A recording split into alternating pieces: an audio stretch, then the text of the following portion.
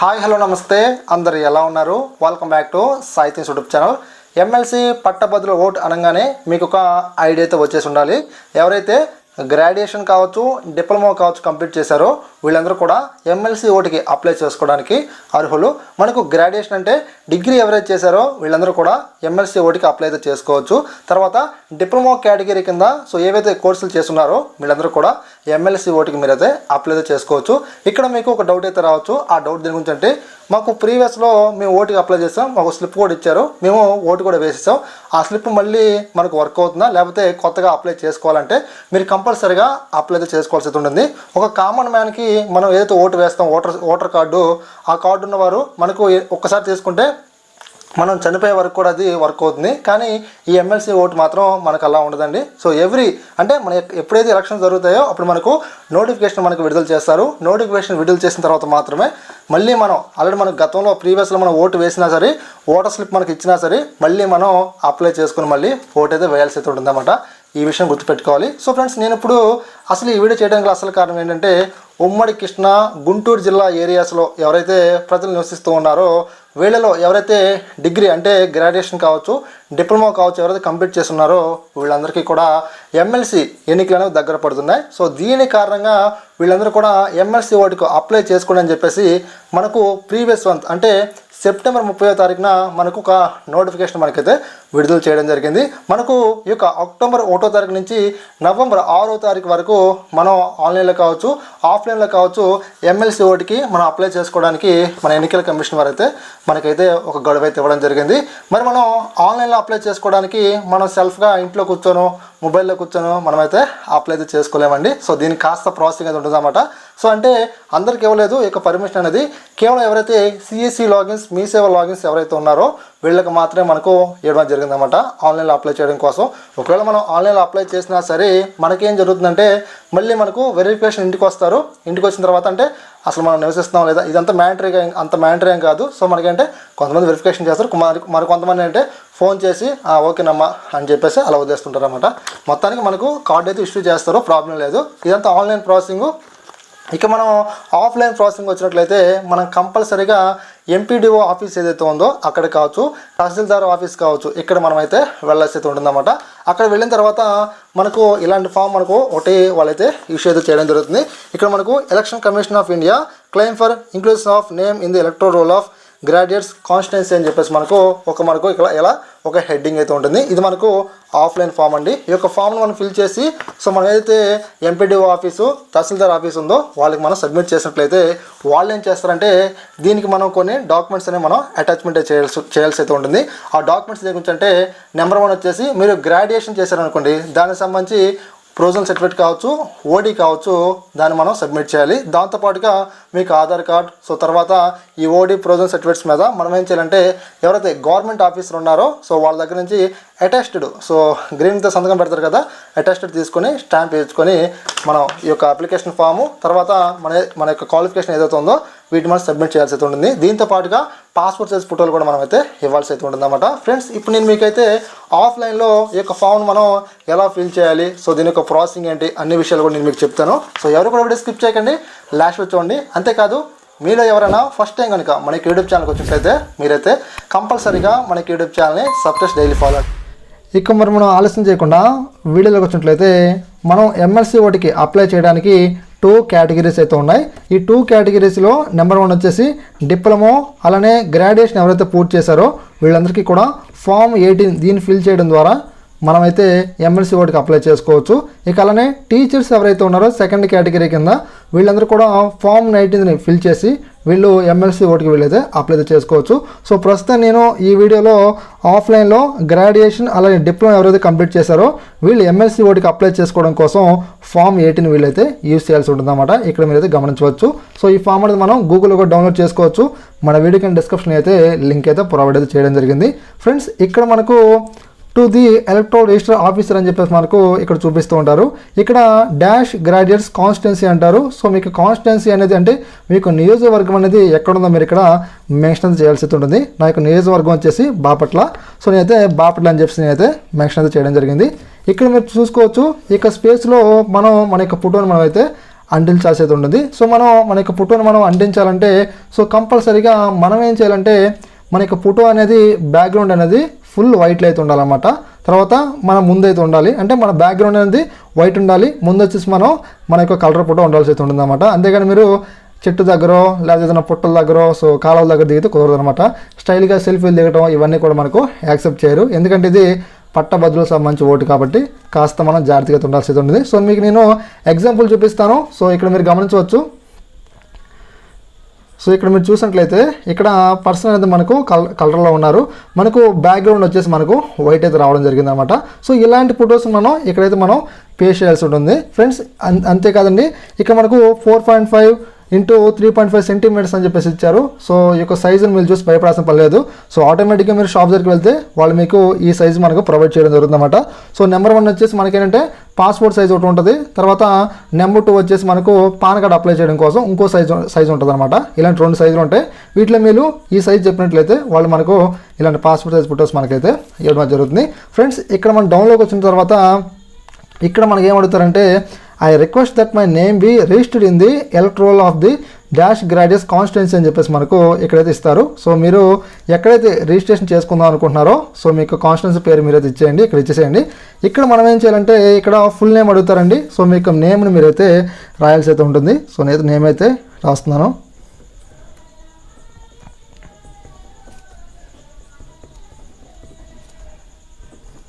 So నా యొక్క నేమ్ని అయితే ఇక్కడైతే రాయడం జరిగింది. ఇక్కడ మీరు మేల్ ఆఫ్ ఫీమేల్ అని చెప్పేసి అడుగుతారు. సో మీరైతే ఇక్కడ మీరైతే మేల్ అయితే మేల్, ఫీమేల్ అయితే ఫీమేల్ మీరైతే రాయాల్సి అయితే ఉంటుంది. ఇక్కడ మనకు ఫాదర్ నేమ్ కావచ్చు, మదర్ నేమ్ కావచ్చు, హస్బెండ్ నేమ్ కావచ్చు, మనల్ని అయితే ఇక్కడ ఫిల్ చేయమంటారు. ఇక్కడ నేను ఫాదర్ నేమ్ ఇస్తాను కాబట్టి ఇక్కడ టిక్ అయితే ఇచ్చేస్తున్నాను, పైన ఇచ్చేసి మా యొక్క ఫాదర్ నేమ్ అయితే నేనైతే ఎంటర్ అయితే చేస్తున్నాను.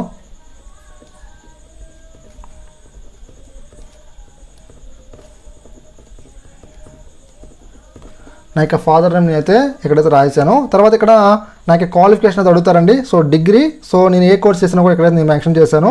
సో మీరు డిగ్రీ అయితే డిగ్రీ లేదా డిప్లొమా అయితే డిప్లొమా, దానికి సంబంధించి ఆ కోర్స్ని మీరైతే ఇక్కడ మెన్షన్ చేయాల్సి అయితే ఉంటుంది. ఇక్కడ మనకు ఆక్యుపేషన్ అండి. సో మనకేంటంటే మీరు ఏం చేస్తారు, వర్క్ ప్రస్తుతానికి ఏం చేస్తారో మీరు ఇక్కడైతే మెన్షన్ చేయాల్సి అయితే ఉంటుంది. తర్వాత ఇక్కడ మనకు డౌన్లో మీ యొక్క హౌస్ కావచ్చు, బిల్డింగ్ కావచ్చు, అపార్ట్మెంట్ కావచ్చు, సో మనకు డోర్ నెంబర్ సంబంధించి కదా మనకి ఇక్కడ నెంబర్ అయితే రాయమంటారు. తర్వాత మీ యొక్క విలేజ్, తర్వాత మీ యొక్క తహసీల్దార్ కావచ్చు, తర్వాత పోస్ట్ స్టేషన్ కావచ్చు రాయాల్సి అయితే ఉంటుంది. తర్వాత మీకు నియర్ బై రాయాలి, తర్వాత మీ యొక్క పోస్ట్ ఆఫీస్ ఎక్కడ ఉందో రాయాలి, తర్వాత మీ యొక్క స్టేట్ రాయాలి, తర్వాత మీ యొక్క డిస్ట్రిక్ట్ మనం అయితే రాయాల్సి అయితే ఉంటుంది. ఇక్కడ మనకు డౌన్లో ఏజ్ అని చెప్పేసి మనకు అడుగుతూ ఉంటారు, ఇయర్స్, మంత్స్ అని చెప్పేసి. ఇక్కడ మనకు డేట్ ఆఫ్ బర్త్ అని చెప్పేసి. సో ఆల్రెడీ మనకి ఏంటంటే ఎమ్మెల్సీ ఓటుకి అప్లై చేస్తున్నారు కాబట్టి గ్రాడ్యుయేట్సే కాబట్టి వాళ్ళకి ఆటోమేటిక్గా సర్టిఫికేట్స్ మీద డేటు, మంత్, ఇయర్ అన్నీ ఉంటాయి కాబట్టి సో ఇక్కడ మీరైతే మీ యొక్క డేట్ ఆఫ్ బర్త్ మీరైతే రాయాల్సి అయితే ఉంటుంది. డౌన్లో డిజేబిలిటీ పర్సన్స్ సంబంధించి మనకు కొన్ని కేటగిరీస్ అయితే ఇవ్వడం జరిగింది. Visual impairment, speech and hearing disability, locomotor disability, other అని చెప్పేసి. ఇక్కడ మీరు ఏ కేటగిరీ కింద వస్తారో ఆ కేటగిరీకి మనకు ఇక్కడ బాక్స్ అయితే ఇచ్చారు. ఇక మీరు టిక్ బాక్స్ మీద టిక్ ఇచ్చేసి మీరైతే ప్రొసీడ్ అయితే అవ్వచ్చు. తర్వాత ఇక్కడ మనకు ఇక్కడ కొన్ని ఆప్షన్ అయితే ఇచ్చారండి. Whether register as an electoral for any assembly constituency అని చెప్పేసి. సో మీరు కనుక ఎక్కడన్నా కాన్స్టిట్యున్సీలో ఆల్రెడీ మీరు రిజిస్ట్రేషన్ అయినట్లయితే, అంటే ఎమ్మెల్సీ ఓటికి గతంలో మీరు అప్లై చేసుకున్నట్లయితే ఇక్కడ మీ యొక్క కాన్స్టిట్యున్సీ నేమ్ రాయాలి, డౌన్లో కూడా ఆ యొక్క నేమ్ రాయాలి, తర్వాత పోలింగ్ స్టేషన్ రాయాలి, ఇక్కడ మీ యొక్క డేట్ ఆఫ్ బర్త్ రాయాల్సి అయితే ఉంటుంది. తర్వాత ఇపిక్ నెంబర్ అంటే మీకు నార్మల్గా ఓటు కార్డు ఉంటుంది కదా, ఆ యొక్క ఓటు కార్డు సంబంధించి నెంబర్ అయితే ఉంటుంది. ఆ యొక్క నెంబర్ మీరు ఇక్కడైతే రాయాల్సి అయితే ఉంటుంది అనమాట. ఫ్రెండ్స్, ప్రీవియస్లో ఎవరైతే అప్లై చేశారో వాళ్ళు మాత్రమే సో దీన్ని ఫిల్ అయితే చేయాల్సి అయితే ఉంటుంది. కొత్తగా ఎవరైతే అప్లై చేస్తూ ఉన్నారో సో వీళ్ళైతే దీన్ని ఫిల్ చేసిన అవసరం అయితే లేదు. ఈ విషయం మీరు గుర్తుపెట్టుకోవాలి. ఇక మనం కాస్త డౌన్లోకి వచ్చేట్లయితే ఆధార్ డీటెయిల్స్ అని చెప్పేసి మనకు సో ఇక్కడ మనకైతే ఇవ్వడం జరిగింది. మీకు ఆధార్ నెంబర్ ఉంది కదా, మీకు ఆధార్ కార్డ్ నెంబర్ మీరైతే ఇక్కడ రాయాల్సి అయితే ఉంటుంది. దీనికి ఆపోజిట్లో టిక్ బాక్స్లో టిక్ అయితే ఇచ్చేయండి. మీకు ఆధార్ కార్డు లేకపోతే ఇక్కడ మీరు సో ఇక్కడ లేదని చెప్పేసి ఇక్కడ టిక్ అయితే ఇచ్చేసుకోవచ్చు. ఇక మనం డౌన్లోకి వచ్చినట్టయితే కాంటాక్ట్ నెంబర్ అండి. మీకు మొబైల్ నెంబర్ అనేది ప్రజెంట్ వర్కింగ్లో ఏదైతే ఉందో ఆ యొక్క మొబైల్ నెంబర్ మీరైతే ఇక్కడ మెన్షన్ చేయాల్సి అయితే ఉంటుంది. ఎందుకంటే మనం దీన్ని అప్లై చేసిన తర్వాత సో మనకు ఓకే అయిందో రిజెక్ట్ అయిందో, సో ఏదన్నా మనకు ఎవరైనా మనం కన్సల్ట్ అవ్వాలన్నా సరే కంపల్సరీగా ఈ మొబైల్ నెంబర్ అనేది చాలా చాలా ఇంపార్టెంట్ అనమాట. మొబైల్ నెంబర్ లేకపోతే మనం ఏం చేయలేము. సో ఎందుకంటే మనకు ఎలక్షన్ జరిగేటప్పుడు సో మనకు కొంతమంది కాల్ చేస్తూ ఉంటారు. సో ఏమంటే పలానా టైంలో పలానా ప్లేస్లో మీకు సో మీరు అక్కడికి వెళ్ళి ఓటు వేయాలి, సో వీటికి సంబంధించింది అనమాట. ఇవన్నీ కూడా మనకు మీకు ఆల్రెడీ తెలిసిందే ఏం జరుగుతుంది ఏంటని చెప్పేసి. అంటే మనకు మామూలుగా ఒక ఓటు కార్డుకి అప్లై చేసామంటే సో వెరిఫికేషన్ కూడా వాళ్ళు వస్తూ ఉంటారన్నమాట, మీరు ఎక్కడ ఉన్నారు ఏంటని చెప్పేసి. దానికోసం కూడా వాళ్ళు మన నెంబర్ అనేది అవసరం అనమాట, గుర్తుపెట్టుకోవాలి. ఇక్కడ మీరు మెయిల్ ఐడి అండి. సో మనం కనుక మెయిల్ ఐడి మెన్షన్ చేసినట్లయితే ఒకవేళ మీకు మొబైల్ కనుక కనెక్ట్ అవ్వకపోతే మాత్రం సో వాళ్ళు ఏం చేస్తారంటే మీకు మెయిల్ చేయడం జరుగుతుంది అనమాట. మెయిల్ ద్వారా కూడా వాళ్ళు మిమ్మల్ని కాంటాక్ట్ అవ్వడం జరుగుతుంది. ఇక మనకి ఇక్కడ ఆప్షన్ కనిపిస్తుంది కదా, I'm a graduate of the dash university అని చెప్పేసి. మీరు ఏ యూనివర్సిటీలో గ్రాడ్యుయేషన్ చేశారో ఇక్కడ మీరైతే మెన్షన్ చేయాల్సి ఉంటుంది. నేను నాగార్జున యూనివర్సిటీలో గ్రాడ్యుయేషన్ కంప్లీట్ చేశాను కాబట్టి ఇక్కడ నేను నాగార్జున అని చెప్పేసి రాస్తున్నాను. ఇది కేవలం గ్రాడ్యుయేషన్ కంప్లీట్ చేసిన వారికి మాత్రమే. ఇక్కడ మీకు డిప్లొమా ఎగ్జామినేషన్ ఉంది ఇయర్ అని చెప్పేసి మనకి ఇస్తారు, డిగ్రీ కావచ్చు డిప్లొమా కావచ్చు. సో మీరు ఏ ఇయర్లో కంప్లీట్ చేశారు కూడా మీరు ఇక్కడైతే రాయాల్సి ఉంటుంది. ఇక్కడ మనకు డౌన్లో ఆర్ అని చెప్పేసి ఇవ్వడం జరిగింది కదా. మనకు ఫస్ట్లో ఇక్కడ ఏం చేసామంటే గ్రాడ్యుయేషన్ సంబంధించి ఫిల్ చేసిన డీటెయిల్స్. సో మీరు గ్రాడ్యుయేషన్ చేయలేదు, సో మీరు డిప్లొమా చేశారు కాబట్టి ఇక మనకు సెకండ్ ఆప్షన్ కనిపిస్తుంది కదా. ఈ యొక్క సెకండ్ కేటగిరీలో ఎవరైతే డిప్లొమా కేటగిరీలో ఎవరైతే కోర్సులు చేశారో వీళ్ళందరూ కూడా ఇక్కడ యూనివర్సిటీ తర్వాత ఈరా పాస్ ఇవన్నీ కూడా మనం ఇక్కడ మెన్షన్ చేయాల్సి అయితే ఉంటుంది. ఇక మనం సెకండరీ పేజ్లోకి అయితే వెళ్ళిపోదాం.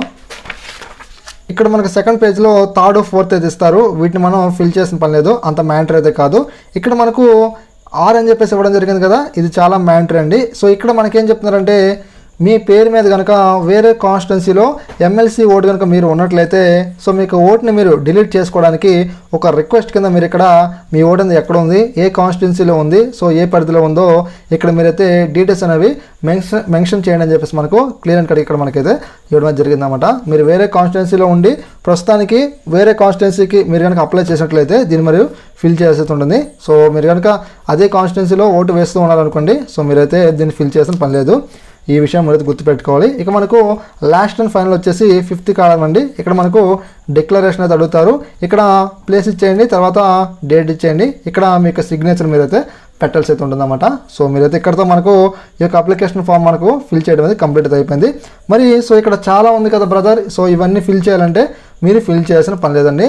ఎలక్టోరల్ అధికారులు ఎవరైతే ఉన్నారో వీళ్ళు మాత్రమే ఫిల్ చేయడం జరుగుతుంది అనమాట. ఈ విషయం గుర్తుపెట్టుకోవాలి. మనకు ఫైనల్గా నోట్ అని చెప్పేసి మనకు ఇవ్వడం జరిగింది. ఇక్కడ మనకి ఏం చెప్తున్నారంటే యాక్ట్ 1950లోని సెక్షన్ 31 ప్రకారం ఎవరైతే ఈ యొక్క ఫామ్లో తప్పుడు వాళ్ళకి ఇన్ఫర్మేషన్ ఇచ్చినట్లయితే మేము పనిష్ చేస్తామని చెప్పేసి మనకు ఇక్కడ చెప్తున్నారన్నమాట.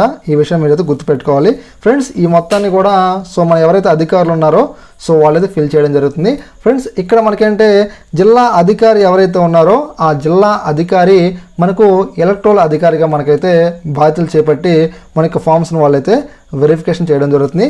మనం వీటిని మొత్తాన్ని ఫిల్ చేసిన తర్వాత సో మనం ఏం చేయాలంటే ఈ యొక్క ఫామ్కి మన యొక్క ఆధార్ కార్డ్, మన యొక్క ఏదైతే డ్రైవింగ్ లైసెన్స్ కావచ్చు, లేకపోతే సో మీకు ఈపిక్ కార్డ్ ఏదైతే ఉందో ఓటర్ కార్డు కావచ్చు దాన్ని అటాచ్మెంట్ చేయాలి. తర్వాత ఏం చేయాలంటే సో మీ దగ్గర ఏదైతే క్వాలిఫికేషన్ సంబంధించి సర్టిఫికేట్స్ ఉన్నాయో, అంటే గ్రాడ్యుయేషన్ అయితే గ్రాడ్యుయేషన్ సంబంధించి, డిప్లొమా అయితే డిప్లొమాకు సంబంధించి ఆ యొక్క సర్టిఫికేట్స్ మీద మన గవర్నమెంట్ ఆఫీసర్ ఎవరైతే ఉంటారో సో అది ఎగ్జాంపుల్కి వచ్చేసి టీచర్స్ కావచ్చు అటాచ్డ్ అయి ఉండాలి. తర్వాత మనకు డాక్టర్స్ కావచ్చు, సో ఎవరైనా కావచ్చు అనమాట అటాచ్డ్ చేయించి వాటిని మనం సో ఈ యొక్క ఫామ్ని ఆ యొక్క సర్టిఫికేట్స్ మనం తీసుకొచ్చి తహసీల్దార్ కార్యాలయం లేదా ఎంపీడీఓ ఆఫీస్లో మనమైతే సబ్మిట్ అయితే చేయాల్సి అయితే ఉంటుందన్నమాట. ఓకే ఫ్రెండ్స్, ఈ వీడియో మీకు అయితే అర్థమైంది అనుకుంటున్నాను. సో నేను మీకు నెక్స్ట్ వీడియోలో చెప్తాను ఆన్లైన్లో ఎలా అప్లై చేయాలని చెప్పేసి. సో మనకు పబ్లిక్ లాగిన్ అయితే ఆన్లైన్లో అప్లై చేయడానికి అవకాశం అయితే ఇవ్వలేదు. కేవలం మనకు సిఎస్సి లేదా మీ సేవ లాగిన్స్ ఏవైతే ఉన్నాయో వాటిలో మాత్రమే మనకు ఎమ్మెల్సీ ఓటుకి అప్లై చేసుకోవడానికి వీళ్ళు మనకైతే అవకాశం అయితే కల్పించడం జరిగిందనమాట. సో మేబీ మీరు ఏంటంటే ఆన్లైన్లో కన్నా ఆఫ్లైన్లోనే అప్లై చేసుకోవడానికి మీరైతే ప్రిఫరెన్స్ ఇవ్వండి. ఎందుకంటే ఏదైనా మనకు ఇష్యూ వస్తే వాళ్ళే క్లియర్ చేస్తారు. సో ఆన్లైన్లో చేశారనుకోండి ఏదైనా ప్రాబ్లం వస్తే 8 ఆప్షన్ కూడా ఇవ్వరు అనమాట. సో అలా ఉంటుంది, వాడు రిజెక్ట్ కూడా చేసే అవకాశం కూడా ఉంటుందన్నమాట. ఓకే ఫ్రెండ్స్, ఈ వీడియో మీకు నచ్చింది అనుకుంటున్నాను. ఇలాంటి ఎన్నో ఇన్ఫర్మేషన్ వీడియోస్ కోసం మీరైతే కంపల్సరీగా మన Sai things YouTube channel subscribe daily follow అండి. ఇప్పటివరకు కూడా వీడియో చూసేందుకు చాలామంది కూడా థ్యాంక్స్ అండి. సో ఎందుకంటే పేషెన్స్గా చూశారు. So thank you lot.